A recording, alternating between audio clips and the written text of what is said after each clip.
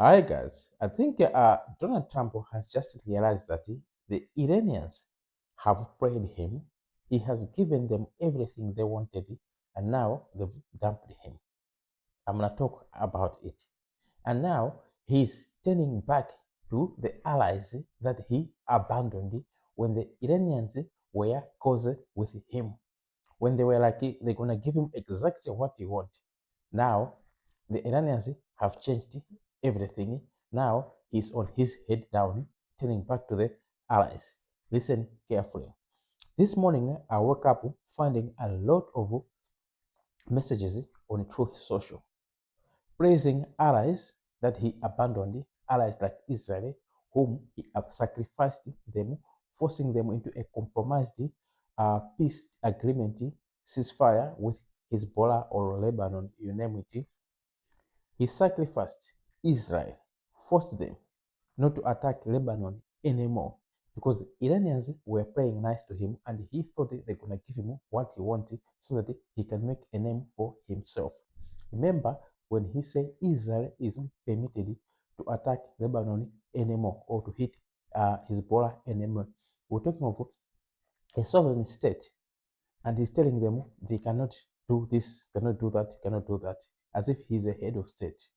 Then remember in the June war, when also he betrayed Israel, when Israel was being attacked by Iran, the Israeli planes were already in the air, but he shouted at Israel, telling them to turn the planes back, they mustn't drop anything, because he wanted also to claim that he has ended another war. He betrayed Israel.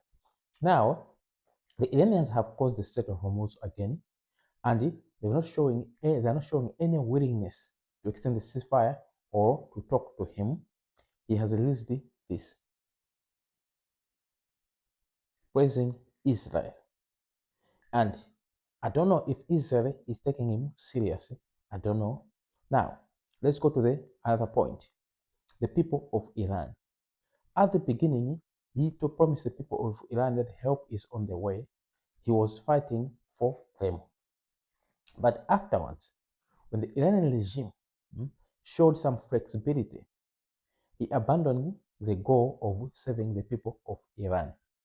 Even during the negotiations, on all the points that he presented to the Iranians, I don't remember anything to do with the Iranians looking after their people or changing the way they're treating their people. No, there was no human rights involved. It was about he actually, yeah, it was about for what he can get out of the deal and present to the world that he has achieved this. The Iranians were not there. And the moment Donald Trump decided to go into negotiations with the IRG or the Iranian government, it means he abandoned the people of Iran because that meant that if he reached an agreement with the Iranian government or the IRG, it means the same government is going to stay in power.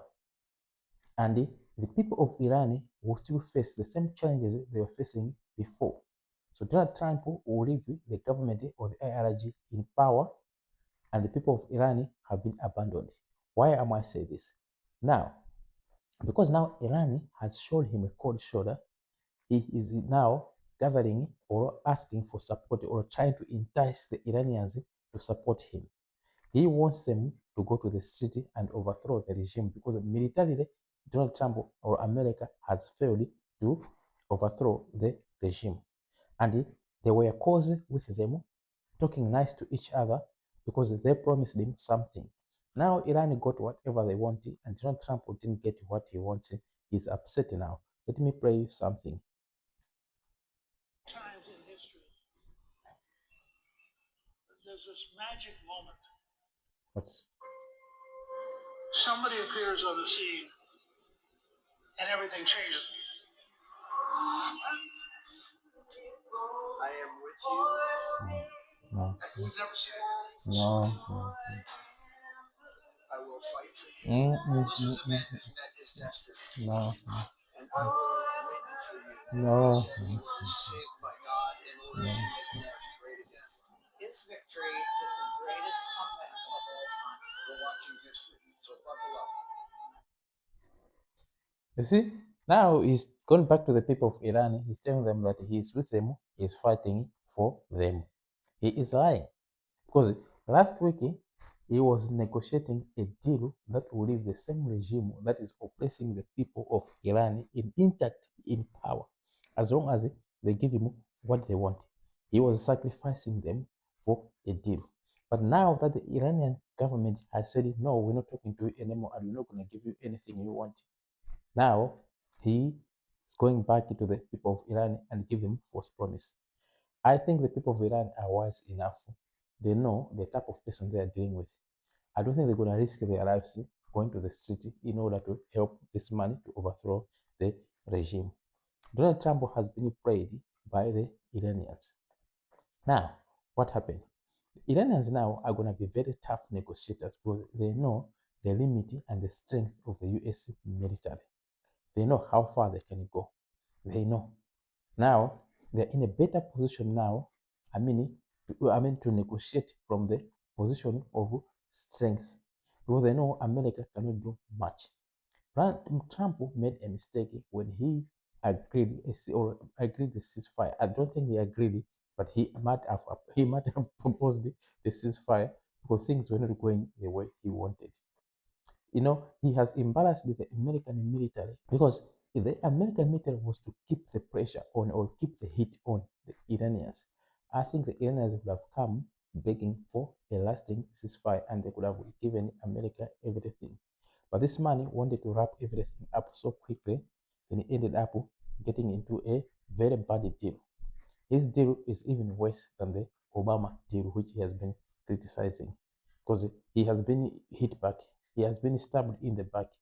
He doesn't even know how the Iranians have managed to pull this one out because now the war is over and I don't know how he's going to restart it again. I don't know if he's going to get support to restart it again. The bombs are quiet, the skies are clear. I don't know. And if Israel is smart, it must not join him in this campaign because it's difficult to fight with someone to fight alongside someone whom you don't know if he's going to continue this fight tomorrow or the other day. You don't even know when he's going to say, let's stop fighting. We don't even know. So it's difficult to work with a person like that. So I think Israel or Netanyahu is wise enough to choose the sides properly.